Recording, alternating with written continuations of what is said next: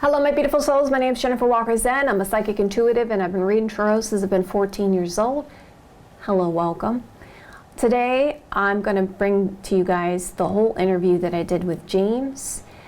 He is a very experienced astrologer, doing it for more than 30 years. He's been able to marry Western astrology and Vedic astrology. There is so much knowledge that he has and how much knowledge he's brought forth in this video. So I wanted to let you guys see the video in its full entirety. So, and I know I've broken up in parts, but this is your chance to see the whole video in its entirety. So my beautiful darlings, if you guys like it this way, you want me to continue this way, hit that like button. Let me know in the comments below. All right, let's go jump into the video. I hope you guys enjoy it. Please support James, leave a comment, let me know what your thoughts are, and please hit that like button. Thank you guys so much for joining me. I love you guys so much. All right, let's move to the video. Dharma, a person's purpose in life, what their dharma is, and how karma gets in the way. We'll talk about that. I also want to talk about dashas and bhuktis, periods and sub-periods, because for me, I always found that once I learned what the natal chart was, it was quite simple to understand dashas and bhuktis. I'm getting clients that have studied natal charts for years and are still confused with dashas and bhuktis. So I want to talk about that. Also, since we're doing that, I want to talk about transits a little bit. And then I want to talk about my classes, although the stuff about the classes will come up as I'm talking. I'll say, oh, this is in my classes. So I just did a 12-session series. I stopped doing charts for about 3 months, and each week I would work on one house. So the first house, I would do some charts, some great charts with great first houses, some with terrible. The second house, I would do Taylor Swift because her second house of writing, and writing is so intense. Then it would be, each class was an hour and 20 minutes, and each class focuses on one house. But it's an extremely powerful series if you watch all 12 classes. I'm getting students that, have been confused for years. They watch the classes and they're starting to understand stuff. I have this one, it was a client from 25 years ago. He became a friend, and I've been sending him my books as I would write them over the years, and he would study them. But every time he'd ask me about some horoscope, I could see that he didn't know what he was doing. And I kept wondering, he's read all my books. He's seen all my lectures. How can he possibly not be able to do this? I don't understand. He's a very intelligent guy. He watched 7 or 8 classes, and he had this huge aha moment. He said, James, I can finally do it. I said, what was the catch? He said, I always thought that something in a horoscope had to be either good or bad. So the marriage had to be either good or it had to be bad. This is not astrology. This is not life. Life is complicated. Life is complex. I talk in those classes. For class number 7, which is marriage and relationships, I use the chart of Charlie Chaplin, because he has, now in each class, I actually use 3 or 4 horoscopes, sometimes 5 or 6, just focusing on that house and a little bit on the chart as a whole. But Charlie Chaplin has the sun exalted in Aries in the 7th, Mars in its own sign in Aries in the 7th. Now those are powerful because the sun's exalted and Mars is in its own sign, but they're malefics. They are malefics. They're not good for marriage. But Moon and Venus are aspecting them. Venus is in the same house with Sun and Mars, and Moon is aspecting the Sun and Mars. So it's an incredible chart for marriage. And Mars, which is in 21 degrees Aries in its own sign, is 4 degrees away from Venus. Beautiful, artistic. He had 4 marriages and 1 disaster that wasn't married, but it was another like a marriage. They were all actresses. They were all gorgeous, because the 7th ruler, Mars, is right next to Venus, and it's aspected by the moon within 4 degrees. So all of this is looking really great. He's got these tremendously beautiful, youthful, gorgeous actress wives. And then he has these massive scandals. He gets a girl pregnant. She's under 17 or something.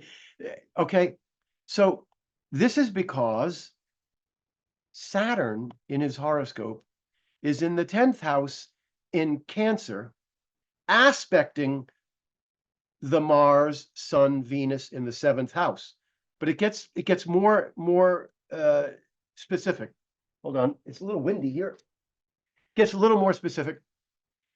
Yes, Saturn is aspecting the 7th house, but here's the key. Saturn is sitting in 21 degrees of Cancer. So when it's aspecting Aries, it's not only aspecting its fallen sign, Saturn is exalted in Libra, fallen in Aries. Saturn's not only aspecting its fallen sign, Saturn's in 21 degrees, hitting Mars, the 7th house ruler, which is also in 21 degrees. So the 7th ruler is fantastic with with Venus, with moon, full moon. It's full moon, not just the moon, a full moon.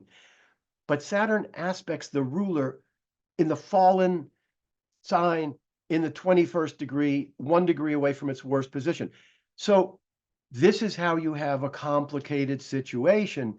And so many students that are taking the classes, they're saying, oh my God, now I'm starting to understand. It's complicated.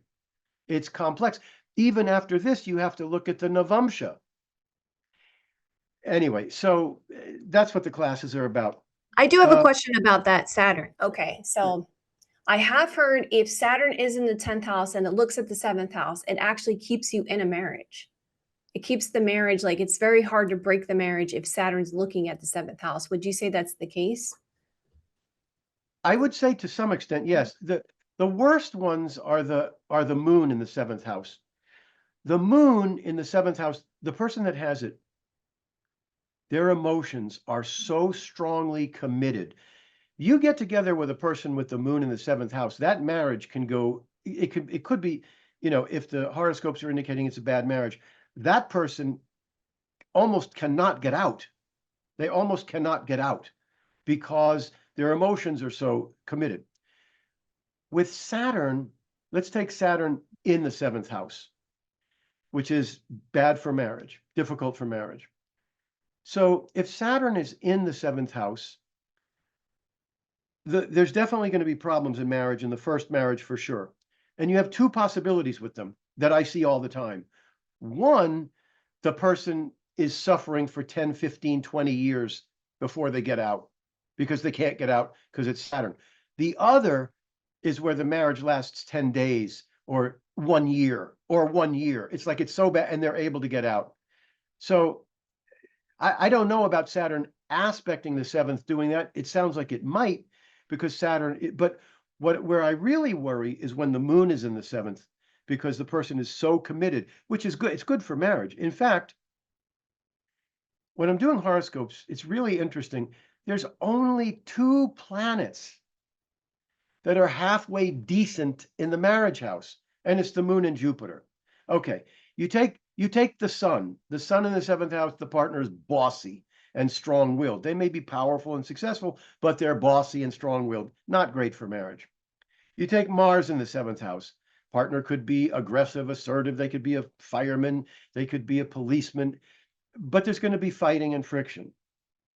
You take Mercury in the 7th house. Mercury in the 7th house, first of all, if Mercury's in the 7th house or 7 houses away from the moon, we'll talk about that in a minute. When you're looking at marriage, you have to also look at the planets opposite the moon as a 7th house indicator because of the Chandra Lagna. I'll talk about that in a minute. So you have Mercury in the 7th house or Mercury 7 houses away from the moon. Mercury is dual. Mercury and moon are, the moon is waxing and waning, so it has a lot of numerous things. Mercury is dual. It rules the twins, the Gemini. So the Mercury in the 7th house, a likelihood of 2 great loves in the lifetime. A likelihood of 2 major loves in the lifetime. That's not so bad.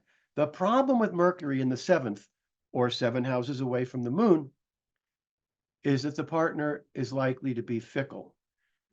In other words, The person with Mercury 7 houses away from the moon or in the 7th house, the person with that placement gets a partner where the relationship is very mental and intellectual and not emotional. So there's not enough glue to hold the marriage together when there's a problem. The glue isn't there. Okay, so Mercury's no, I don't like Mercury. Venus, when I came back from India, I said, what's the matter with these Indian astrologers? They don't like the passion of Venus? And then I started to see all the people with Venus in the 7th house. They get the most beautiful, gorgeous, drop dead gorgeous, drop dead handsome partners. And they have affairs. There's too much passion. It's not that they always have affairs. It's that there's too much passion. What do I mean by that? Marriage is about compromise. Day after day, week after week, month after month, year after year. You don't need that kind of passion. It gets in the way. So Venus in the 7th house very rarely is a good placement. Very rarely. So I don't really like that. Saturn, I don't like. Jupiter, I love. Jupiter in the 7th. Moon, I like. The partner will be nurturing, emotional, sensitive. The person may be special, especially if it's a full moon special, meaning whenever I say special, the client's saying, you mean like special needs? I go, no, special, good. So the moon in the 7th house is good, except if you're in a bad relationship, you can't get out. Very hard. Jupiter is fantastic. Jupiter in the 7th house, you say, ooh, that's the person I want, and you go get them. And these people think that's normal. They think, yeah, that's normal. I want that person, I go get them. No, here's how it works. I want that person. Oh, they don't want me. That's what usually happens. Jupiter, they get the partner they want. And Jupiter in the 7th house is even better for the person being empathetic than the moon. The moon in the 7th house makes a person empathetic. They're great therapists. They're great healers. They have empathy. People come to them with their problems. Jupiter, you mark this. Find people with Jupiter in the 7th house. Start talking to them about your problems. Start talking to them about anything. You will see they are the best listeners in the world. They listen. They're empathetic. You get a lot of therapists with Jupiter in the 7th, and you get a spiritual partner, and it's a happy marriage. Those are the only two planets that I like in the 7th house. I do have a question about that, though. Okay, so we know Jupiter is good in the 7th house, but I have heard Sagittarius in the 7th house is not too good because of the fact that the partner can be a little bit picky, or they're kind of like, yeah. That's what I've heard. I don't know if that's the case from your experience. When I give talks, I tell you everything I know. That's what I do. I don't hold back anything. I tell you everything I know. And then when people say my teacher said this and my teacher said that and my teacher said this, some of them I say that's total nonsense.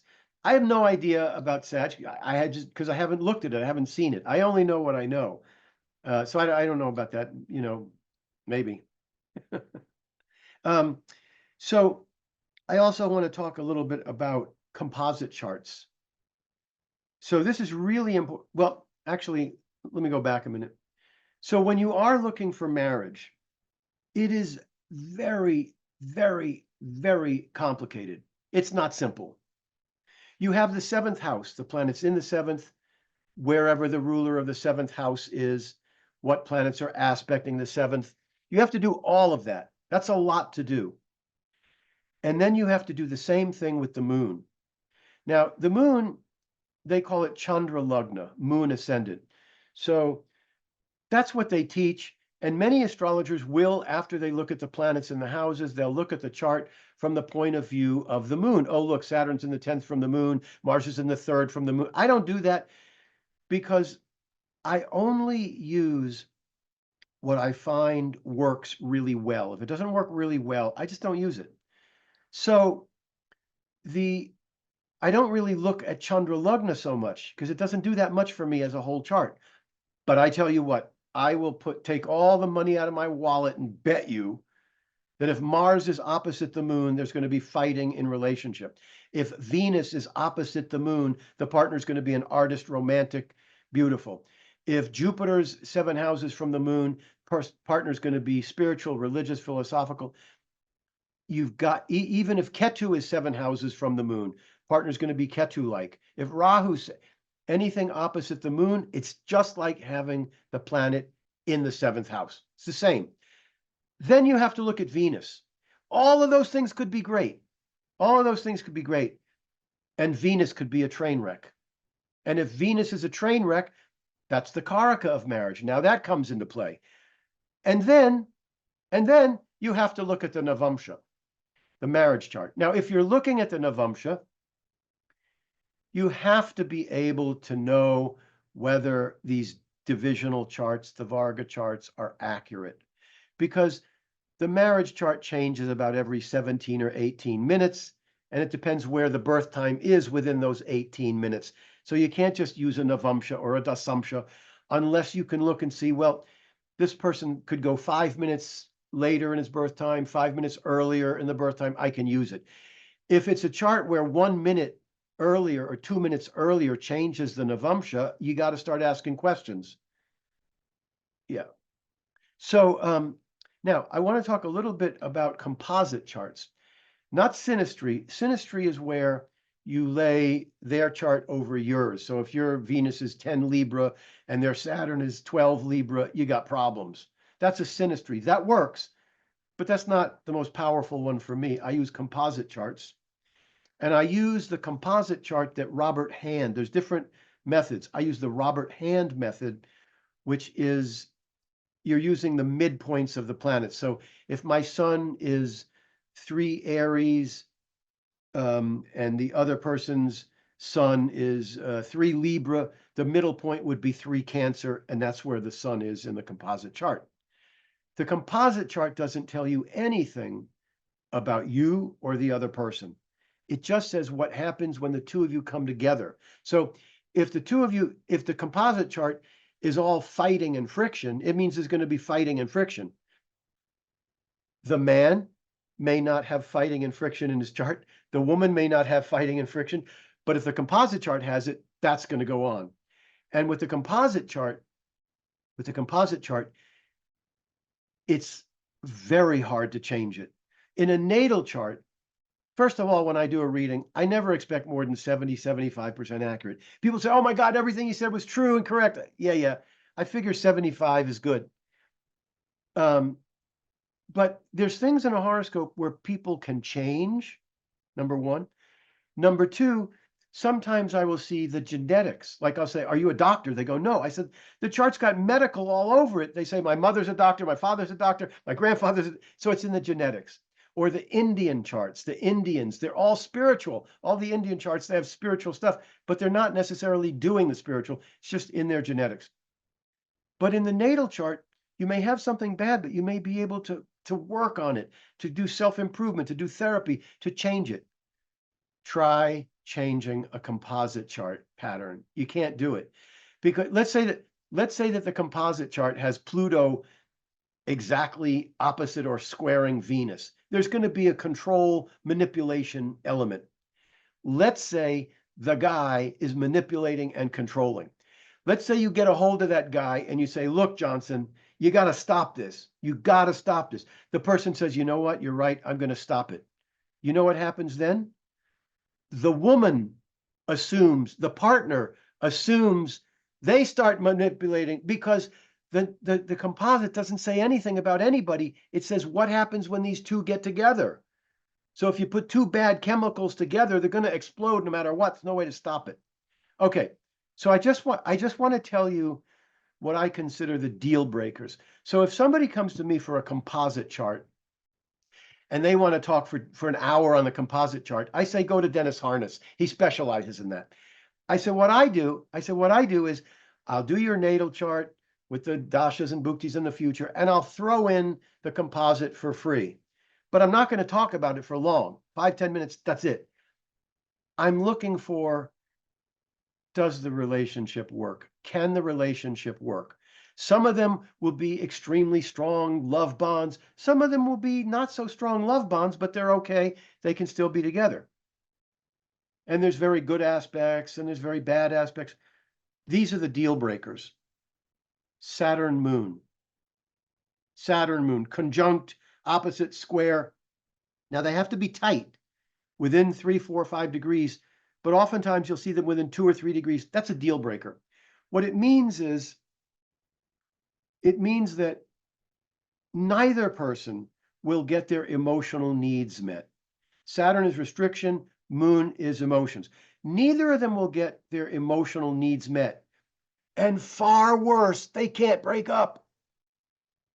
The Saturn moon keeps them together, so they can't break up. Okay, that's a bad one. The next one is Mars conjunct Saturn. Now, Mars square or opposite is going to be bad as well. But let's just take Mars conjunct Saturn. If I see a composite chart, so Mars Saturn means the timing is bad. Mars is desire, Saturn is restriction. When one person's hot, the other person's cold. The timing doesn't work. And they're going to live in, they're oftentimes, when they come to me, I see Mars Saturn, I say, do you live in different cities? Do you live in different countries? Because the timing's no good. Now they're thinking that when we get married, then we'll move in together, we'll be in the same city and everything will be great. No, the Mars Saturn is the reason that they're in separate cities to begin with. The timing's never going to be any good. So Mars Saturn is not very good. Saturn Venus is not good because Venus is love and Saturn is restriction, obstacles, delays, and problems. The love, the romance is just dead. Now, very important, very important. The Sun Saturn is not so bad. Many people have the Sun Saturn conjunction. Okay? And what that means is both people are compromising. But as long as there's other features in the horoscope that are good, that's fine. I've had 2 marriages where Saturn is with the Sun, but there's also, and this one's for 35 years. The first one wasn't, 5 years. But the Saturn Sun keeps, it's glue. It keeps the people together. They're committed, and they both are willing to compromise. But Saturn Venus, forget it. There's never going to be any romance or love feelings. Saturn Moon. Now, I had an experience 2 days ago. It really upset me with Saturn Moon.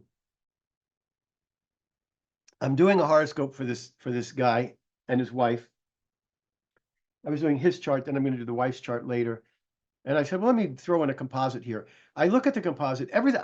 I just looked at it, at night briefly. I didn't look real, and there were like these tremendously good aspects.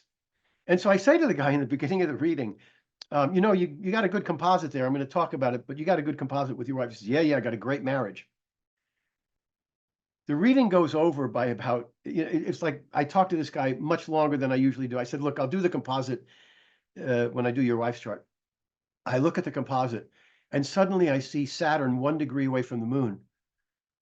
I go, this is a deal breaker. What are these people? How has this marriage gone on for 30 years? I'm like, oh no. And I put it in my book, the Braha Sutras. I talk about the deal breakers. And I talk about how Moon Saturn is just, you never get what you want. But I'm looking at it, and then I find that the Moon Saturn is in an exact grand trine. So Jupiter's aspecting the same degree as the Moon Saturn, and then Venus is aspecting same degree. That did it.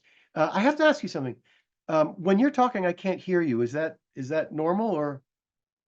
Well, I just wanted to make sure I didn't have any interference when you were Oh no, talking. that's fine. Okay, So I you, just got.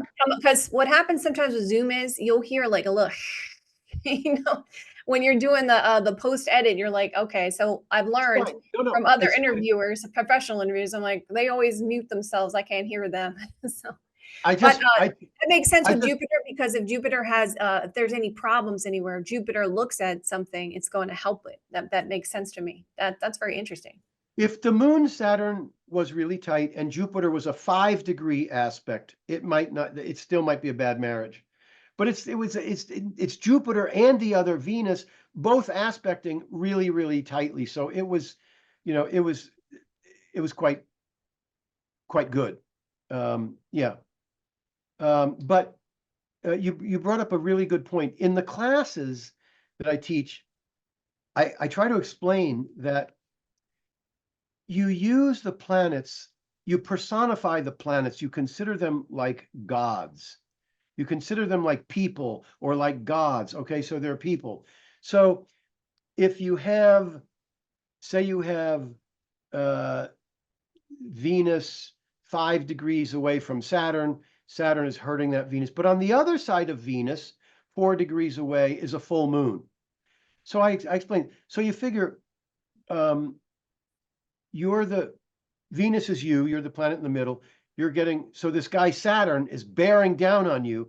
But then over here, you got the full moon saying, hold on, Johnson, I'm going to protect them. So it becomes mixed. Now, here's the thing. If you have an afflicted planet, so this in class 6, I talk all about health and healing. So if you have a planet, let's say it's Jupiter. Let's say Jupiter's right next to Mars in Cancer. It's getting hit by a fallen planet, whatever. So Jupiter's afflicted. Now you're going to, health-wise, it doesn't matter whether it's connected to the first house or the sixth house.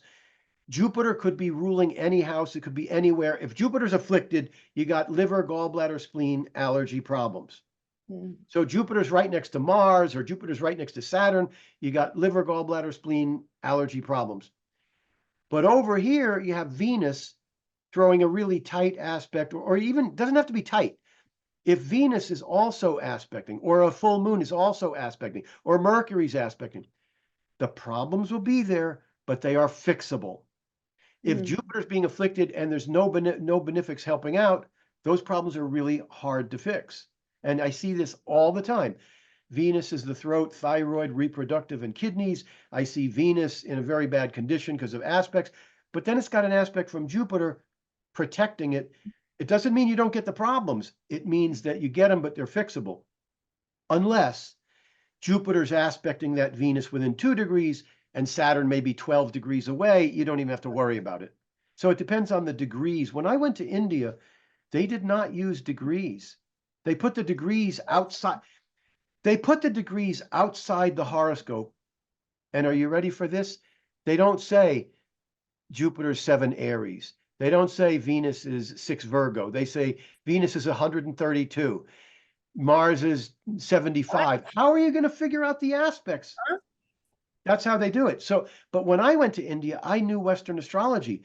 So I said, wow, they are missing a lot with the degrees. And the degrees in the classes I teach, it's all about the degrees. And one of the things I love to do in the classes, I love to do it because it blows people's mind.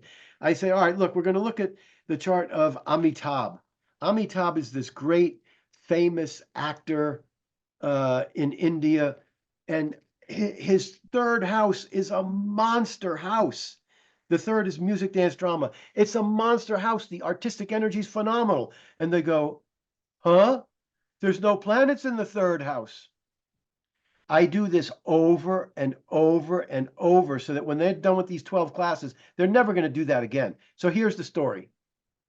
The story is the third house is aspected by the moon. That's one good aspect. Rahu is aspecting the third house. Now, people think Rahu and Ketu are these horrible Rakshasa, terrible. Yeah, they're Rakshasas, they're malefics. But they also have good qualities. Rahu is worldly power. Now, you don't want Rahu in the house of marriage. That doesn't help so much, although it could give a powerful partner. But Rahu aspecting the third house is power to the house of mechanical, technical, physical, mechanical, technical, computers, and the third house is the arts. So Rahu's helping the third house. The moon is aspecting the third house. Now, the ruler of the third house. Oh, wait, I got to say one more thing. Mars is aspecting the third house. So you got moon, Jupiter, Mars. Already you got 3 planets aspecting the third house. And Mars is aspecting its own sign, Aries. Moon is aspecting third house. Rahu's aspecting third house. That's enough for the third house. However, the third house ruler is 22 Virgo, and Mercury is 23 Virgo, and Venus is 15 Virgo. So Mars is aspected tightly by Mercury, not Mercury, Mercury in Virgo. Mars is aspected by exalted Mercury. It's with Venus. I mean, it's just a monster third house. And there's no planets in there. I do this over and over so that these people will never again do that. They'll never say, oh, there's no planets there. Yep. So I want to talk about Dharma a little bit. Okay. So I was doing a session with somebody recently, and they said, oh, well, there's different interpretations of what Dharma means. Well, I was in a spiritual movement for 10 years, and our guru basically said the Dharma, a person's Dharma, is what comes most natural to them, what is going to be natural, what is going to be fulfilling, and what's going to be evolutionary. So in the horoscope, oftentimes I will see that a person's Dharma is on the entertainment side or the artistic side. But if they're lacking confidence because Saturn's in the ascendant or Saturn's with the sun or moon, they will instantly say, oh, I have no artistic talent. I say, well, I'm sorry, that's your Dharma. The whole horoscope is indicating that the greatest evolution, fulfillment, happiness is going to come from doing what is most natural. So in that particular horoscope, what is most natural is the arts, but they're not doing it because they think they're no good. I have no this, I have no confidence. So you have to work with those people. And I used to get in the first 10 years, it's different now. Half my clients are Indian now because I've done so many Indian videos. So I get them, half my clients are Indian.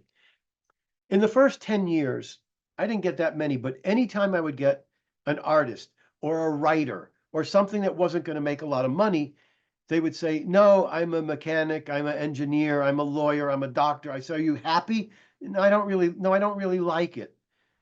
So it got to the point where this is a true story. I used to say, I get an Indian chart and I'd say, oh, well, let me say this. I don't ask for questions and feedback. I don't want to do that because I want to be able to tell the person what I see objectively. Then you can tell me where I'm wrong. But I want you to see what I see. What good is it to tell a person that they're going to be, that their greatest talent is law if they've already told me that and they're thinking about it, but they're scared to do it now, they know, oh, I should do that. So when I would get an Indian chart where it was a Dharma that didn't make money, a career that didn't make money, I would say, well, so your greatest talents are in the writing area, writing and arts and creative, etc. But you probably don't do that. You're probably going to be, and then I'll look for the next thing. Even if it wasn't there, I'd say law, I'd say engineering, computers, and their jaws would drop. They say, how did you, oh, and I would say, yeah, you're probably not doing the writing or the arts. You're doing this other thing and you're unhappy. And their jaw would drop like I was psychic. And I don't use psychic energy in my readings. I have some psychic energy, but it's not my, I want to find it astrologically. That's why my books are the way they are, because I'm not giving psychic stuff. So the Dharma, let me be very clear. The Dharma is not the career. The career is the career.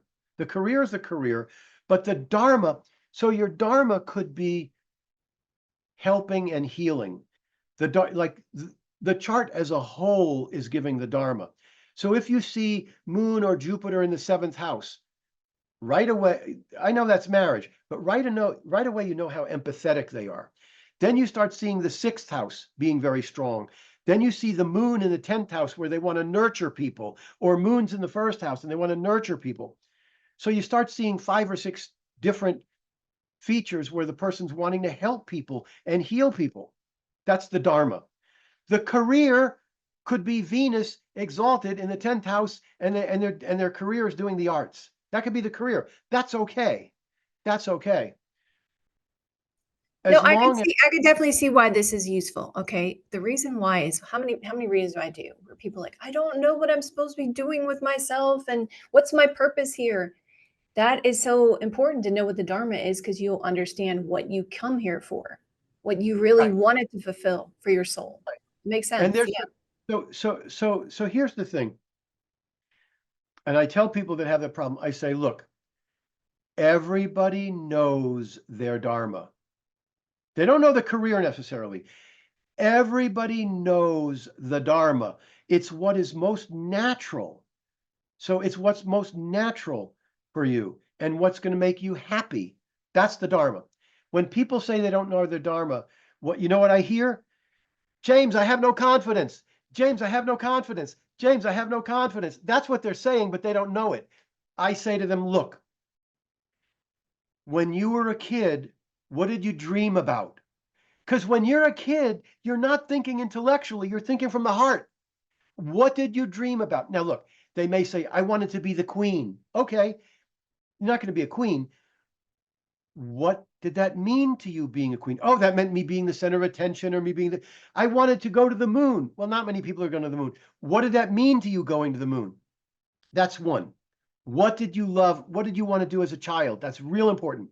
Number two, if a genie came down and said, I'm going to give you your wish, what would you like to do? I want to be a rock star.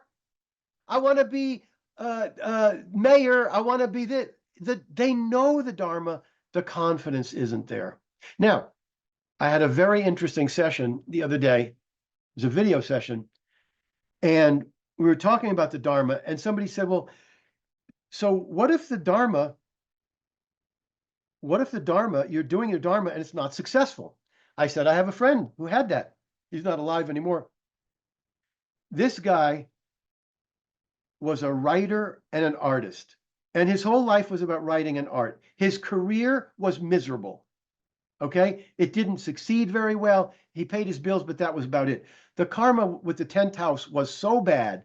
The 10th house was bad, and in the Dasamsha chart, the 10th house was bad. Now, when I do Varga charts, the marriage chart, I don't look at the whole chart. I don't find it accurate. I look only at the 7th house. Planets in the 7th house, and where's the ruler of the 7th house. You don't use aspects. You don't use aspects. I don't look at the whole chart. I just look at the 7th house. When I'm looking at career, I don't look at the whole. You could have a Dasamsha chart with 6 planets in the 6th house and think they're going to be healing. No, you look at the 10th house, what's in the 10th house, and where's the 10th house ruler. That's what you look at. Okay. So his Dasamsha 10th house was a wreck. His natal 10th house was a wreck. Here's 2 great stories for you. Now, so he was in his Dharma. He was doing the writing, he was doing the arts, and he was happy doing it, but he could never succeed. So 2 stories. One, this is pre-internet. He writes, I don't know, a movie script or a book or something like that. Takes him a year. He didn't have a computer, and he never bothered to Xerox the copies. Had 1 copy of his book. He's in a hotel room, and he was out. Some drug addicts were looking for some guy who had drugs, and they went in the wrong room, into his room, took the briefcase, and took his book. They got nothing, and he lost his book. Wait, I got a better one for you. He has a friend who's in a movie, and he says, oh, listen, I love that director. Take this script to your producer and show it to them. Producer says, wow, this is great. I want to meet this guy. My friend's friend forgot to tell him, oh, by the way, he likes. So, okay, so look, the person that was talking about this was complaining about, because he thought that he had a dharma. I was telling him what his dharma was. He says, yes, that makes sense, but my family thinks it won't be good, and it won't make enough money, and it won't do this, and it won't do that. And what if it's not successful? Doesn't matter if it's successful or not. It's your dharma. When you're doing your dharma, you're going to grow and evolve and have fulfillment faster than ever. And I tell a person, your dharma is to do this. They say, but I have no talent there. I say, it doesn't matter. If it's natural, if it's in the horoscope and it's natural to you and you love it, you're going to grow so fast. And if you do your dharma, I know, because I'm someone who I never made any money from astrology. I never made any money pursuing enlightenment. But my horoscope is very difficult. All the benefics are afflicted. It's not an easy horoscope. I have a great 9th house and 10th house, great spiritual and 12th house and great career, but a very difficult life. But I've been in my dharma, which is twofold. Astrology really is my career, My dharma is more on the metaphysical, spiritual side. So my real dharma was pursuing enlightenment and everything connected to the spiritual. Everybody thinks, oh, he's written 6 astrology books, he's done 80 videos, he's known for, you know, I don't consider astrology my dharma. I mean, I'm in my dharma when I'm doing it, but my dharma is more about enlightenment. And I did write a book on that. It's called Living Reality. You can see it in the background. It's that red book back there. I do That's know a, you know I do know what you mean, James, about that. You get typecasted. I feel the same way. I yeah, feel like I would be a far better, like, talking about enlightenment, all those kinds of things, one of those kind of channels, but you get typecasted. So yeah. that's And how there it was is. a, so I just want to say one thing. When I was talking about, I said a person had Moon or Jupiter in the 7th, Moon in the 10th house, and then a really strong 6th house, but their career was the arts. Okay, that's their career is the arts. But who they are is a healer and a fixer. So when they're in the arts, they're going to be fixing things and helping people, helping. So who they are, and I talk about this in the Braha Sutras. When you're doing a horoscope, you don't just want to know about what they do. That's their karma. That's like they come for a reading. You tell them about love, money, career, and health and spiritual, and they walk away. There's no context. No context. So they walk away. So the reading becomes they remember 1 or 2 things about the reading 5 years later. Oh, he said I would make money or something like that. It's all out of context. When you find the person's dharma and you say, look, I don't care what you're doing as a career, although I'll tell you from the career, but your dharma is to be a healer, a helper, a fixer. That's who you are. Okay. They will never forget that. They will never forget that. Who you are is a person about religion and philosophical and spiritual. No, you can't make a living at that. Your living is computers because the 3rd house is really, really strong. But your dharma is the spiritual. It's that's the dharma. So that they will remember till the day they die because it will help them to do things that they might otherwise not do because it doesn't make sense practically. Their family says it's not good, it doesn't make money, blah, blah, blah. When they get to the end of their life, if they didn't do what they really love, they're going to feel it. They're going to go, God, I didn't do the arts because I thought it was impractical. I wish I had done that. And you know what? They're going to come back in the next life. And guess what's going to happen? They're going to be going for the arts again. When you die, talk about non-duality just for a second. So Sailor Bob Adamson, who had studied with Nisargadatta Maharaj, a great Advaitin non-duality teacher. I brought him to America. He stayed in my house for 5 weeks. I wrote that book about it. And what happens is when you get non-duality, which is basically the understanding and deep commitment that who you are is not the body, not the thoughts, and not the feelings. Who you are is awareness or consciousness. When you get that so thoroughly that at any moment you can just close your eyes and you go, yep, there's the consciousness, there's the awareness, that's my nature. When you get that, you don't wind up in 24-hour-a-day bliss. You don't necessarily have powers. You might, but you don't necessarily have either of those. But what you have is freedom. You have freedom from attachment. So it's not the desires that bring you back to be reincarnated.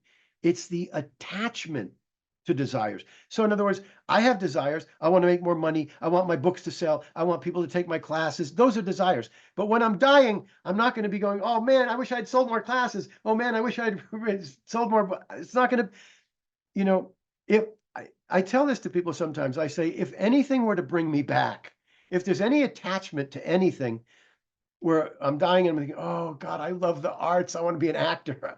That might bring me back. But there have to be an attachment to it. And since non-duality, those attachments have fallen off. You're exactly right. And back to your aspect of like other cultures, like when people are supposed to be shamans and stuff like that, they still have an everyday job that they do. But then they also take care of the community at the same time. So there you go. There's an example of how other cultures handle that. When you have a dharma to do, but then you also have to make money for your family. You see that all the time. I've ran into people that have experienced that or are dealing with that at this moment. As far as attachments go, that's why it's so important for intentions. And then also you're bringing up a good aspect about near death experiences. How many times have you watched near death experiences, and they'll go and they'll get this wake up call, and they'll be like, oh my God, I'm not doing what I'm supposed to be doing. And then they come back, they were making a lot of money and stuff like that, and they were Yeah, supposed to use this money for something else, and then they yeah, turn around and then they were like, all right, and then they usually break up with that partner because that partner is very materialistic, and it's like, like, all right, I have to change my whole lifestyle now because I have to, this is what I'm here for. yeah. So And I was going to say, before enlightenment, chop wood, carry water. After yeah, enlightenment, chop wood, carry water. yep, pretty much I the need to same talk thing. about, I promised that I would talk about dashas and bhuktis a little bit, because I have students that are like, James, would you please teach me about dashas and bhuktis? First of all, um, there's one of my books, it's called, the original title was Transits of the West, Dashas of the East, and the distributor said that's a terrible title, so I changed it to How to Predict Your Future, which is mainly about planetary transits from the Western system, mainly. But I wrote that book in, I think, 91 or something. The whole second half of that book is dashas. The original title was Transits of the West, Dashas of the East. That was the original title. So the second part of that book is all about dashas and bhuktis, how to predict your future. All my books are on Amazon. Now, they're also on Apple and a few others. Anyway, I don't understand why students have such troubles with dashas and bhuktis. When I learned Jyotish, when I learned Hindu astrology, once I learned the natal chart, I basically understood what dashas and bhuktis would do. But I'm going to go over some points here. So if the planet is in the 10th house, it's going to relate to career. If the planet rules the second house, it's going to relate to money or teaching. If the planet is in the 6th house, it's going to relate to your own health or healing other people. If it rules the 6th house, it's going to relate to that. Then you have to look at how the planet is aspected. If it's in a bad sign, fallen, and it's in the 6th house, health problems, enemy problems, jealous people problems. If it's in the 1st house and it's afflicted, people are going to criticize you. You're going to look bad. If it's in the marriage house or it rules the marriage house, it's going to harm the marriage. On the other hand, if they're well aspected and well placed, they'll do good for the houses that they're in and the houses that they're ruled. How hard is that? It's a simple matter, okay? But if it's a Venus dasha and Venus is right next to Mercury, you're going to get more mercurial effects than you are Venus. If it's a Sun dasha and the Sun is right next to Jupiter, you're going to get real strong Jupiterian effects. It's still going to be, if it's a Sun dasha, it still rules a particular house. That house is going to come into play. If it's in a house, that house is going to come into play. But if it's right next to Jupiter, the dasha is not going to be so much about power and father. It's going to be Jupiterian, spiritual, religious, philosophical, and it'll be good for the Sun as well. When it comes to the bhuktis, it's the same thing. So if you come to the bhukti of the 7th house, there's a possibility of marriage and business. If it rules the 7th or it's in the 7th, it has to do with marriage or business. If you come to a bhukti that is in the 3rd house, it's going to have to do with brothers and sisters. You're looking at the dasha. The dasha is the main influence. So, okay, my chart. Okay, so when you're saying the bhukti, you're saying basically it activates that house. So for instance, if it's sun, Yeah, then it's going to activate wherever that sun is and wherever the house of the sun is, like the 5th house. yeah, So that's what you're saying. yeah. Okay. I would say the planet is affected by the house. So if Venus is in the 7th house, you're going to get love in the marriage house. If Saturn's in the 7th and you hit that, it's going to be rough on marriage. If Venus, you take Al Pacino, he never got an Oscar. He had trouble during the 80s with movies. He quit for a while. I can't remember when he quit. Yeah, I think it was the 80s. For 4 years, he quit. He comes to a Rahu Dasha, and Rahu's in the third house, which is the arts, and it's exalted. Now, when I say exalted, Parashara said Rahu's exalted in Taurus. My teacher, and that's all they said. They didn't say it's well placed here, badly placed there. They didn't say where it's fallen. They didn't say where Ketu was. All they said is Rahu's exalted in Taurus. That's it. My second mentor said, James, Rahu and Ketu function best in Virgo. That's where they give the best results. They get the intelligence. They get some intelligence from Gemini, but when Rahu and Ketu are in Virgo, that's it. They are magnificent. So he hits Rahu in Virgo in the third house, and suddenly he's doing films that are magnificent, and he quickly gets an Oscar. So, okay, so you're looking at where the planet is, and then the Bhuktis. Let's take my I always use my chart because my horoscope's it's on the cover of Ancient Hindu Astrology. That's my horoscope on there, and it's in all my other books.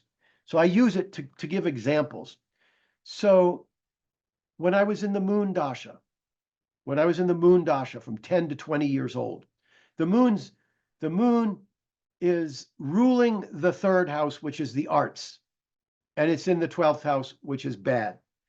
They were difficult years. I was shy, introverted, extremely shy. The moon in the 12th, not very good, but it ruled the third house, and so I was an actor for 10 years. As soon as I was in my senior year of college, Mars kicked in. Mars rules my 12th house and my 7th house. At the age of 20, I start meditating. It rules the 12th house, meditation. It rules the 7th house. During the moon dasha, no relationships. From 10 to 20, they were so non-existent, it's hard to describe. Part of that is that the moon in my chart is fallen in the Navamsha, in the marriage chart. And it's in the 12th house natally. Mars comes along. Suddenly I'm in relationships, and 2 years later I'm married. Because Mars rules the 7th house. Mars rules the 12th house. I get into meditation. I become a meditation teacher for 7 years of Mars. Now, you have to look at the condition of Mars. Was Mars next to Saturn? If Mars was next to Saturn, it would be 7 years of terrible relationships or no relationships, because it rules the 7th.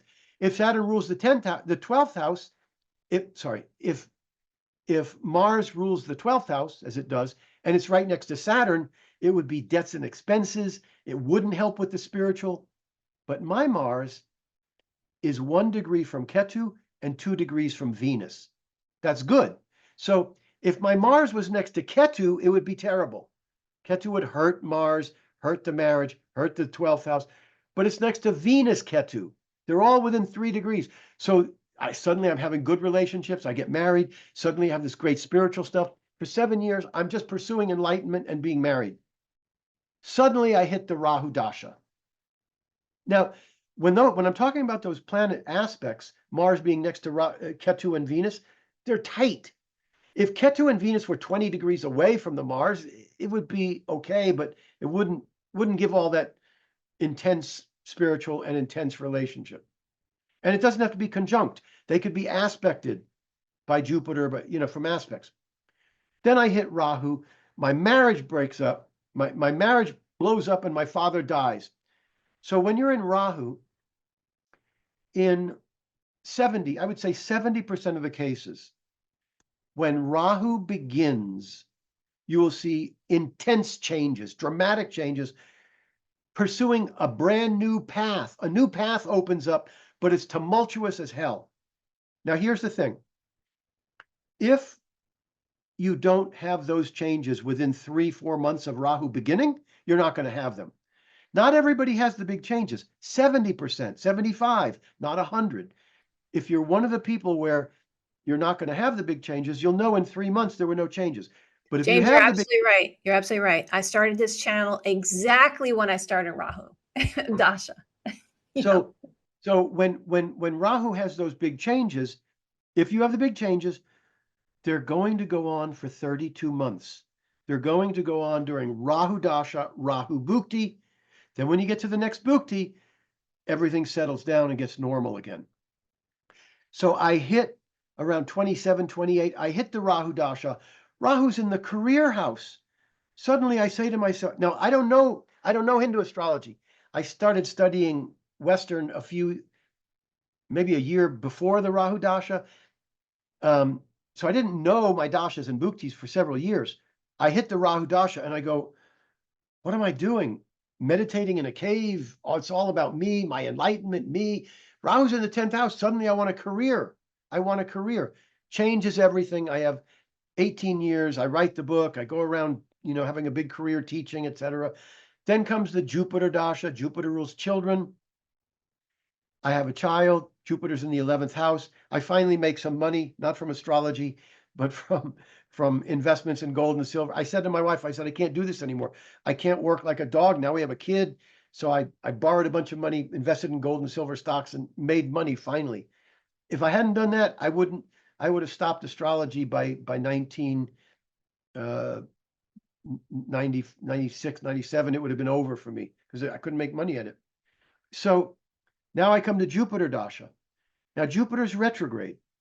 When you hit a retrograde planet, natally, a retrograde planet is passive. It's passive. So if Jupiter rules the 6th house, you could have 3 planets in the 6th house have healing energy, but the ruler of the 6th is retrograde. It's your choice. It's passive. The ruler is passive, so it's your choice. If Jupiter rules the 7th house and it's retrograde, you don't have to get married. You don't have to. Bells aren't going to go off because it's passive. Same with the dasha. So I tell my wife, I met my second wife when I was 40, 41. I said, now look, in a couple of years, I'm going to hit Jupiter Dasha. Watch what happens. Watch how my life changes. Because when I hit Mars Dasha, completely different dharma. I went into spiritual and marriage. Rahu hits, I have a big career. I said, watch what happens when Jupiter hits. Jupiter hits, nothing. Because Jupiter's retrograde. A retrograde planet, when it has its dasha, you need to activate it. You need to push. You need to activate it. A few months after, so Jupiter's in the 11th house, friends and groups. It's aspected within 1 degree by Mars, within 1 degree by Saturn. My Jupiter is 14 Pisces. My Mars is 14 Leo. My Saturn's 14 Virgo. Mars and Saturn hit that Jupiter within a degree. 3, 4 months, 5, 6 months after the Jupiter begins, a friend dies. That's Jupiter. That's the dasha. It's in the 11th. It's hit by these 2 things. Then, a couple of years later, I have Jupiter dasha, Saturn bhukti. They are exactly opposite. Jupiter's in the 11th. Saturn is in the 5th. Jupiter's 14. Saturn's 14. Jupiter rules 11, friends and groups, and large sums of money. Jupiter rules 8, life and death. When I was in India, I learned Hindu astrology in 1982. I went back and now, after I learned it, I knew it. And then I started looking at my chart. I mean, I'm looking at my chart the whole time. I go back to India the first night with my teacher. Now, this guy was really good. He took a look at my horoscope. There were 10 astrologers in the room. He says, you got married at 20, 21 or 23 or 25. I said, yeah, 25. That's the guy I want to learn with. So I study with him. The first night I say, when I'm in that Jupiter Dasha, Saturn Bhukti, is it going to kill me? Jupiter rules the 8th and Saturn's hitting it to the degree. Is that going to kill me? He looks at it, he goes, not sure. When he said not sure, he didn't mean I'm not sure. He meant not definite. Not definite. It could kill you easily. But because Saturn, he said, because Saturn's the Raja Yoga Karaka, it rules the 9th house and the 10th house and forms a Raja Yoga. Most horoscopes need 2 planets to come together. Like for Virgo or Gemini, if there's a Mercury-Venus conjunction, it forms a Raja Yoga. But if you have a Taurus ascendant or a Libra ascendant, Saturn alone forms a Raja Yoga because it rules good houses. So he says, you might get through it. Jupiter-Saturn hits. I'm on my way to go to be the keynote speaker in England for an astrology conference. And I'm exhausted because we had a kid, we had a baby, and he was up all night. We were up all night for months on end. And 2 days before, the day before I'm going to get on the plane. I'm already exhausted from this kid from who won't sleep at night. And a hurricane is coming toward us, and I'm on my way. I'm getting ready to go to England for this keynote speech. Now, I had this big giant property with 40 fruit trees. And so the day before the plane flight, I am chopping down all the branches. I'm moving all the crap around the house so that when I leave, my wife will be okay, the house will be okay. I get on the plane and I'm exhausted. And John F. Kennedy Jr. had recently died in a plane crash. I get on the plane in a state of intense exhaustion, and I've always had this fear that I wasn't claustrophobic. I just had this fear. Every time I would see a story about terrorists taking over a plane, I would think the bad part's not getting shot.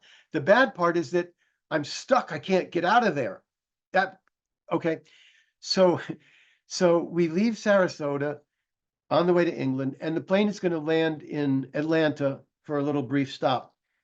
We stop in Atlanta, and the pilot says, we're going to be sitting on the ground for a while. There's a delay, and my brain starts going, I'm stuck, I'm stuck, I'm stuck. And I have a panic attack. I didn't know what the hell a panic attack was, but that's what I thought I was having a heart attack. I go to the stewardess. I say, do you have any tranquilizers? Because I'm in. She said, no. She says, and if you can't make it, we're going over the ocean. So get out now if you can. So I get off the plane. I get off. It was that bad. It was that bad. Now, so I get off the plane. I cancel the thing. So for 2.5 years, I'm in Jupiter, Saturn.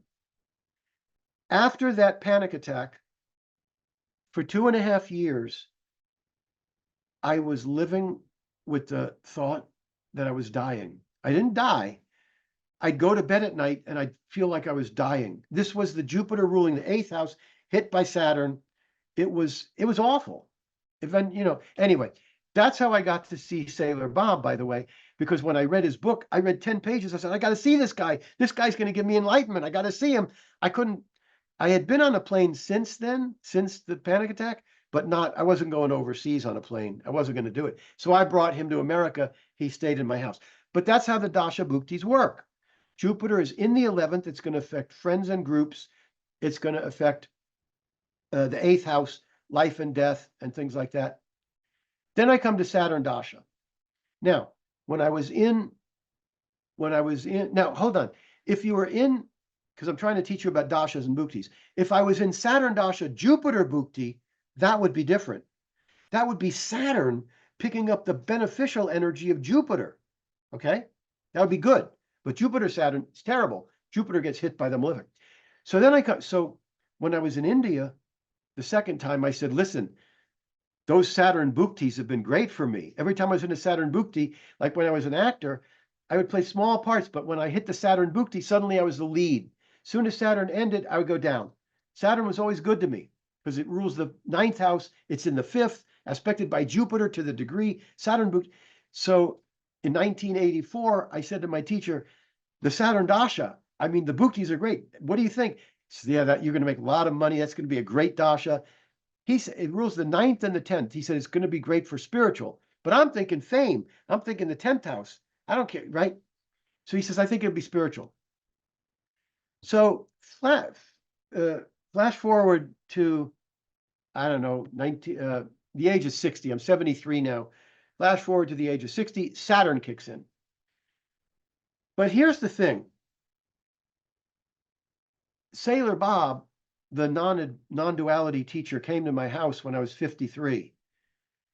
And he stayed there for 5 weeks. And it took hold. The non-duality took hold. And suddenly the career was meaningless to me. And suddenly enlightenment was meaningless to me. People would read my non-duality book and say, oh, you got to read this spiritual book. You got to read that. I said, I have no interest in it anymore. I have no more 9th house because it's over. I don't care about the career. It doesn't mean anything. There's no attachment. So I'm in a Saturn Dasha, and nothing big happens particularly. But Saturn's my best planet. But I don't care anymore. There's no attachments. But Saturn is by far, it's the only one planet in my chart that is phenomenally good. So I hit the Saturn Dasha, and my books weren't selling very well because of ebooks and things like that. And Amazon had taken over, and I didn't have my books in Amazon. And in Saturn Dasha, every morning I would wake up and I think I gotta edit my books and get them on ebooks. But can you imagine the thought of this? I got six books. And I'm not just going to get them on ebooks. I want to go back and edit them. It's a nightmare. So one day, 2 or 3 years into the Saturn Dasha, I say because every morning I'm waking up saying I've got to do this, and I don't want to do it. One day I say I'm going to spend 30 minutes. I'm just going to go to the computer, and for 30 minutes I'm going to work on it. I start to work on it, and I find that it's incredibly easy. Why? Because when you're looking at a dasha or a bhukti, it's not just the houses that it's in, it's not just the houses that it rules, it's the planet itself. So if it's a Venus dasha, it's about love and money. If it's Mercury, it's about writing and teaching, along with the house it's in, along with the house it rules, along with the aspects it gets. Whenever somebody comes to Saturn, they're always petrified of Saturn. Oh my God, Saturn, it's terrible, it's terrible. No, Saturn is hard work, organization, discipline, administration, organization, hard work, discipline, responsibility. In a Saturn Dasha, I tell people, you want to do something that's going to leave a legacy. You want to do a project that's going to take years. You want to build buildings. You want to build an ashram. You want to write a book. You want to do something that's going to take time, that's going to take a lot of effort, because it'll be natural. So the next thing you know, I've updated the ancient Hindu astrology book, which needed to be revised in 2020. I wrote the next book, the Braha Sutras. I mean, I had no intention to write any more books. I had no desire for it. But I wrote the Braha Sutras after that, came naturally. I updated. And then somebody, I'm going to tell you this part. I used to take my son when he was about 12 years old, 10, 11, 12. I lived in Florida. There's a town in Florida called Casadega. And in Casadega, Florida, it's about 30 minutes north of Orlando. There's a town of mediums. I call them psychics. They call themselves mediums. So you go to this town, and there's 25, 30 mediums living there. You sign up for 1 or 2 or 3, and you get readings. So I take my son there because I taught him astrology. So I take him to the psychics, and he goes, and I get a reading from the psychic. And this lady, she was in Casadega. I think she's still there. Her name is Diane Davis. She's a good psychic. And she says to me, somebody is going to help you with your career. Now, my career was very flat then because I had stopped astrology for a few years, and I didn't care about it so much. I do a little bit, but not much. And she says, this guy's going to help you with your career. His name is Roger. A couple of months later, Kapil Raj says, hey, you want to do an interview? I do an interview, and I get clients for the next 3 months. Then the other Indian astrologers see the video. So the point is, I start the Saturn Dasha. I got no career. I'm doing gold and silver stuff. But I know it's my great, ninth and 10th ruler, but nothing's happening because I have no desire. Nature takes hold. And then the Indians start having me do videos. The next thing you know, so what I was hoping for when I was 30 is actually happening now. It doesn't have the same meaning. What has meaning to me is that I'm in my Dharma and that I can help people. I can move people along, and I can move the field of astrology forward.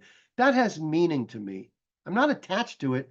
If there's no more astrology because the internet destroys it, because the internet has done a lot of damage to the world of astrology, I can hardly tell you the people out there that don't know what they're doing. But I have no attachments to it. But it's the Dharma. I'm doing it. But the Saturn Dasha has brought, like, people come to me for readings, and if I say, oh, I'm going to be a little late or something, I could tell them, hey, look, I'm going to be an hour late. They say, that's fine, Mr. Braha, that's fine, because I'm famous to them. And I think, what's going on? The whole, they look at you like, oh my God, I'm talking to James Braha, and you go, what is this? But that's the Saturn Dasha, because it's so well aspected and it rules the career house. So it's brought what I thought it would bring, except that part of it doesn't have any meaning to me anymore. The fame, it doesn't mean anything. But what does mean something is being able to move the field forward. And the last class that I give, class 12, out of the 12 classes, I ask the students for a favor. Normally, I ask students for two favors. One favor is, when people talk about sati sati, stop them, and tell them sati sati is 1/4 of your life. Those 7.5 years, they happen every 29 years. 1/4 of your life is not ruined by sati sati. It's ridiculous. Please, and I say this, and people still worry about it. So I say, please help me with that. And then I say, help me with this. Please tell people that Rahu and Ketu have good sides. Rahu in the 10th house is my career, it's power. Ketu is next to my ascendant ruler Venus, is my psychic metaphysical. It's hypnosis, it's oil, gas, film, photography. They're not all bad. Help me with that. I tell my students, help me pass that message along. Rahu and Ketu are very good, as well as being malefics. You're absolutely right, James, because I have Rahu in the 10th house with Saturn. Fantastic. There you go. Fantastic. Yeah. Okay. So what I ask the clients to do in the end is to do what I did. I went beyond what my teachers taught me. My teacher, Santanam, was maybe 40 when I was, he was only about 10 years older than me. I was 30, he was about 40. Padi was 45. Okay. So they taught me what they knew. When you get my classes, you're getting classes from a guy who's been doing it for 45 years and has been not just doing it, but when I, sometimes I say, why do I know so much stuff that these people don't know? And it's because when I wrote these books, every one of those books took a year. It wasn't a year of sitting at the computer and writing. It's a year of looking at horoscopes and seeing how the planets work. It's a year of reading what everybody else has said about the aspects.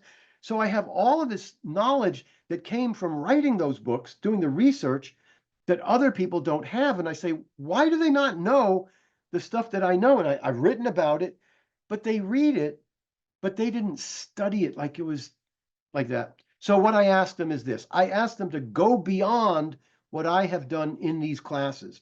If you take those classes, your work will never be the same again. You will be so, I'm getting clients who say, James, I'm getting 90% accurate. People's jaws are dropping because they're becoming accurate. They know what they're doing. Here's what I couldn't do. There's a part of Jyotish that has been ignored.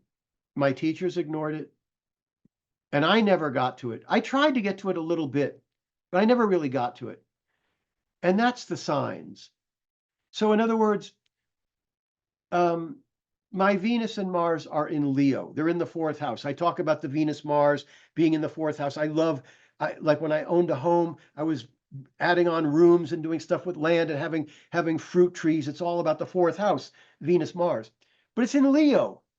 What exactly does it mean that the Venus Mars is in Leo? I can tell you, my Saturn, which rules the 10th house, career, and is in the 5th house, which is knowledge and information, it's in Virgo. Virgo is organizing. When I wrote this book, Ancient Hindu Astrology, what I did was I organized it by going to my favorite Western astrology book by Isabel Hickey, which is called Astrology, a Cosmic Science. I love the way she laid the book out. Planets first, then houses, then aspects. And I wanted a big book like hers. So the Virgo energy of my 10th ruler is allowing me to organize and categorize. If the 10th ruler was in the 6th house, or if it was in Gemini, or if it was in Taurus, what would that mean? How would Taurus affect my career? But it's in Virgo, so there's a lot of organizing. So I never really got to that, and nobody else is doing it.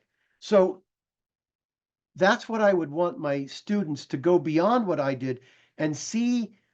First, you have to master what I've done. Don't start now until you take the classes. And one of the students said, James, you're going to be known more for these classes than all your books, because it's changing you know, that one guy, for years, he couldn't figure out how to do this. Suddenly, after the classes, he goes, oh, I get it now. That's what happens. After you master that, see if you can find out what the signs, how the signs are affecting the planets in their dashas and their bhuktis and their natal, etc. So, James, I absolutely agree with you. One of the things that I've been thinking about a lot about lately is Occam's razor, right? The simplest is the best. And I I think love the that. problem is with going to all the divisional charts and then trying to like look at this work. What you're going to get on the internet is the same as when you're studying a language. I'm studying Portuguese now because my son is living in Portugal. We visit him. I want to be able to speak it. What I'm doing is I'm learning words. I'm getting words and words and words. But to get the actual full language is a whole other story. So with astrology, if you're learning, even if you're getting good teachers, even if you're getting good teachers on the internet, what you're learning are words. You're not learning the whole thing. What you need is you need to be like in the classes that I do, they're an hour and 20 minutes each. It's 50 horoscopes. 25 are very famous people.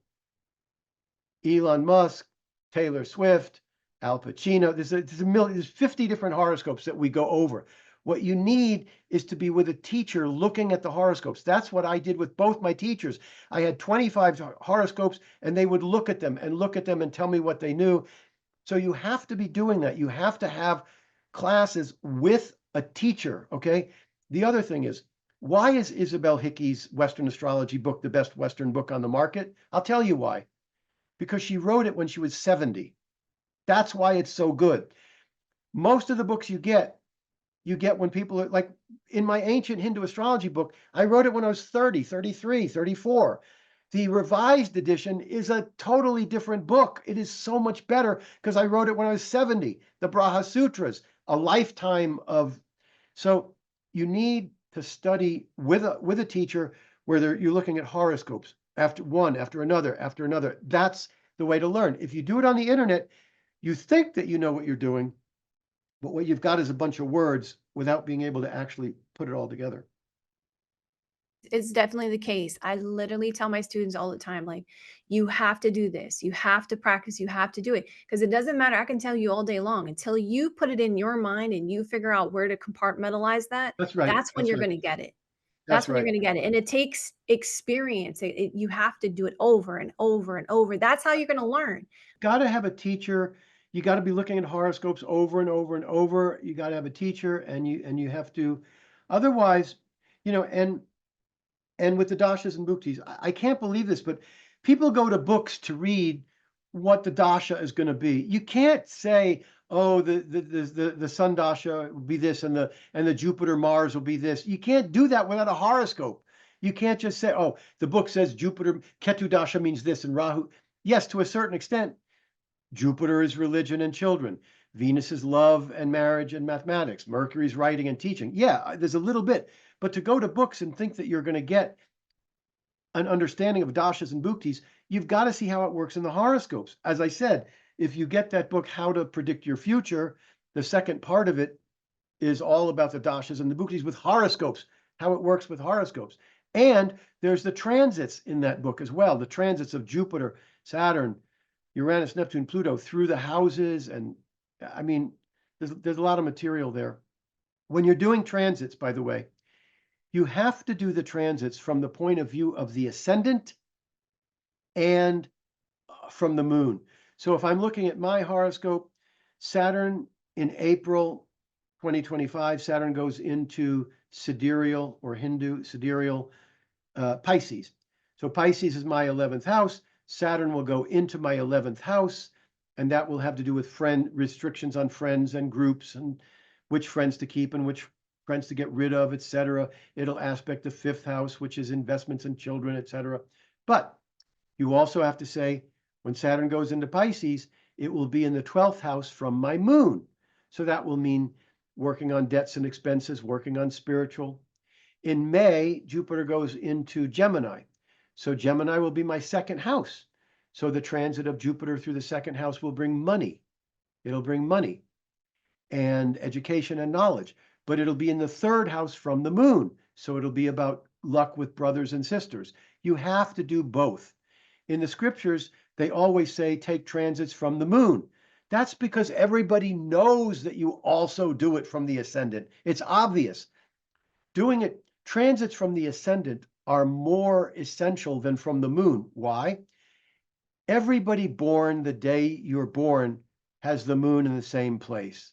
Sometimes the moon could be in two different signs in 24 hours, but mostly, if you're looking at it from the point of view of the moon, everybody born on your day is having the same transits because it's from the moon.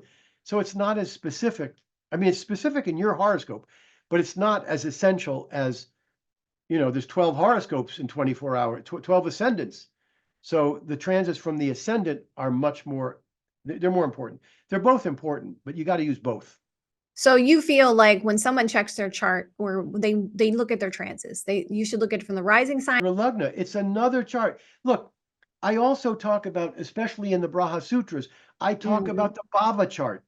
You cannot do a horoscope without understanding the Bhava chart. That's another chart. You got the natal chart, you got the chart from the moon, you got the Navamsha, you got the Dasamsha. And so the Bhava chart is, if you have, like, for example, in my Bhava chart, in the Bhava chart, you look at my ascendant at 2 degrees. In the natal chart, in the ancient times, any planet in Taurus is in the first house. My first house starts at 2 Taurus. If I have Venus at 28 Taurus, it's in the first house.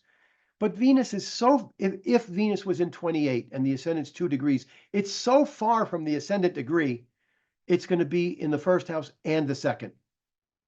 So this is like, how can a planet be in 2 houses? It's just like if you plant a mango tree at the edge of your property by the fence. Half the fruit is in your yard, half of it falls in the neighbor's yard. Now, you look at my sun. My ascendant is 2 degrees Taurus. My sun is in 29 degrees Virgo. So the sun is in the 5th house from the ascendant. And yes, the sun has some effect on the 5th house. But the ascendant's 2 degrees. The sun is 29. It's having more of an effect on the 6th house, which is why I was always into health and healing and things like that. Now, so the Bhava chart basically is to say that the ascendant degree is the middle of the first house. So generally, approximately 15 degrees past the 2 degree point is the planet's 15 degrees before my 2 degrees Taurus and 15 degrees after the 2 degrees Taurus. That would be from 17 Aries to 17 Taurus is the first house. Therefore, anything from 17 degrees onward is going to fall in 2 houses. Now, people get very hung up on, oh, it's 15 and a half degrees. It's 16 degrees past. It's an approximation. Approximately, we take the ascendant as the middle of the house. So I don't worry. Like my ascendant's 2 degrees. If a planet's in 17 or 18, I'm not going to care. I'm not going to assume it's going to hit the next house. It might not. But when it gets to 20, 25, 28, it's going to hit 2 houses. So if you do that, it's the same like Kujadosha. You're looking at Kujadosha from the ascendant. If you look at it from the ascendant, 38% of all charts have Kujadosha. That's 38% of people having a ruined marriage. Now you take it from the moon, you're up to 75% of the people have Kujadosha. Now you take it from the Navamsha. Oh, there's Kujadosha in the Navamsha, Mars affliction in the Navamsha. Now everybody's got Mars affliction if you take it from the moon and the Navamsha. You just take it from the ascendant. So when it comes to planets from the transits from the sun, I mean, how many things are you going to do? So James, I have a couple questions for you, if you're interested. And I had some thoughts about what's the difference between free will and destiny? Because this is a curious thing for me as well, because of the fact I'm psychic, okay? And I have noticed that when I have a vision, I'll get to the actual event and I'll notice there's slight variations. Okay, so I know that there's paths, but also I know as being a psychic, I'm given warnings like you don't want to go down this path. You don't want to go down that path. So I know that there's a certain amount of destiny in our chart. So from a Vedic perspective, from, looking at the chart, how does that work? Destiny This is versus a very, free will. this is a very complex question. And first of all, the psychic stuff is going to be a little bit different from the astrological stuff. Like in tarot, It depends with the tarot. It does depend on the framing of the question. Okay. Because if you look right. at let's just give the Rider-Waite as an example. Okay. So you'll see the Rider-Waite, and in the booklet, they'll be like, okay, you could go this path or you could go this path. But it's the framing of the question that will give you more precise accuracy. Absolutely. I agree with that. So you say, give me the best possible outcome for this. All right. So, or what's the most likely? It's just about the intentions and the framing of the question that will help you with that. So, Right. But you're talking about the free will versus destiny. And right. I would say that there's a little bit more free will. Like if I'm looking at the horoscope, you take my Jupiter, Saturn, they're exactly opposite. That's going to be very karmic. I didn't say this when I was talking about dashas and bhuktis. This is really important. Dashas and bhuktis are going to give you a certain amount of information based on where the bhukti planet is, where the dasha planet is, what they rule, what houses they occupy. When two planets aspect each other and are running the dasha bhukti, or two planets are conjunct and they run their dasha bhukti, there's going to be less free will, less experience of free will. When Jupiter, Saturn hit me, the free will was non-existent because they're hitting exact. When Mars dasha occurred, and Mars is 2 degrees from Ketu and Venus, there's no way I was going to change that. That was going to be relationships and spiritual. You couldn't alter it. It's karmic. It's destined because they're so close. If Mars had been ruling the 12th and the 7th, as it does, and Venus and Ketu were 25 degrees away from that Mars, I would say, yeah, it's got to do with spiritual. It's got to do with relationships. But I couldn't make a solid prediction. Oh my God, this is definitely happening because the karma is so intense. The dasha bhukti planets are in the same house. You got a dasha bhukti, you got a period, sub-period running their dasha bhukti. They're both in the 5th house. You're not getting away from the 5th house, and it's destined. It's like I will tell a person, these two planets are in the same house. Whatever occurs is going to be very karmic, good karma or bad, depending upon whether they're benefics or malefics. But you're not going to stop them. They're going to happen. It's fated. It's destined. If they're aspecting tightly or conjunct, you're not going to get away with it. I use the phrase, you're not going to get away with it. In other words, you're not going to get away with it. It's going to do what it's going to do. It's destined. Okay? That's the tighter it gets, the more destined it is. You're talking free will versus destiny. The tighter the aspects are onto that dasha bhukti planet or the two of them, if you're in a dasha of Mercury and Mercury's in the same degree as Saturn, you're not going to get away with that. Mercury's going to get hit by Saturn and the destiny is there. It's fated. Or the two planets are together running a dasha bhukti. It's fated. So that's more fated versus free will. You might be able to work with it, to change it. Now, all of that being said, what I've just told you is total illusion because from the broadest point of view,